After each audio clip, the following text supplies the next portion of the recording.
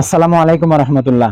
পবিত্র কোরআনে আল্লাহ রব্বুল আলমিন বলেছেন, মানুষ যে দান করে, গোপনে হোক প্রকাশ্যে হোক, দিনে হোক অথবা রাত্রে হোক, যত ধরনের মানুষ মানুষ যত ধরনের দান সদকা করে থাকে আল্লাহ তাআলার সন্তুষ্টির উদ্দেশ্যে, আল্লাহ রব্বুল আলমিন বলেন এই সমস্ত দানের কোনো অংশই বিফলে যায় না, কোনো অংশ নষ্ট হয় না, বরং আল্লাহ রব্বুল আলমিনের কাছে সংরক্ষিত অবস্থায় থাকে।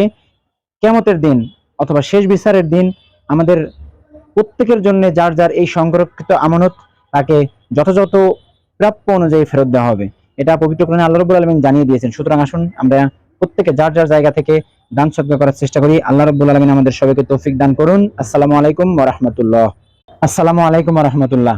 পবিত্র কোরআনে আল্লাহ রাব্বুল আলামিন বলেছেন, মানুষ যে দান করে, গোপনে হোক প্রকাশ্যে হোক, দিনে হোক অথবা রাত্রে হোক, যত ধরনের মানুষ যত ধরনের দান সদকা করে থাকে আল্লাহ তাআলার সন্তুষ্টির উদ্দেশ্যে, আল্লাহ রাব্বুল আলামিন বলেন এই সমস্ত দানের কোনো অংশই বিফলে যায় না, কোনো অংশ নষ্ট হয় না, বরং আল্লাহ রাব্বুল আলামিনের কাছে সংরক্ষিত অবস্থায় থাকে।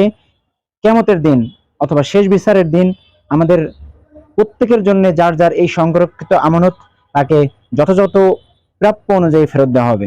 এটা পবিত্র কোরআনে আল্লাহ রাব্বুল আলামিন জানিয়ে দিয়েছেন। সুতরাং আসুন আমরা প্রত্যেকে যার যার জায়গা থেকে দান সদকা করার চেষ্টা করি। আল্লাহ রাব্বুল আলামিন আমাদের সবাইকে তৌফিক দান করুন। আসসালামু আলাইকুম ওয়া রাহমাতুল্লাহ।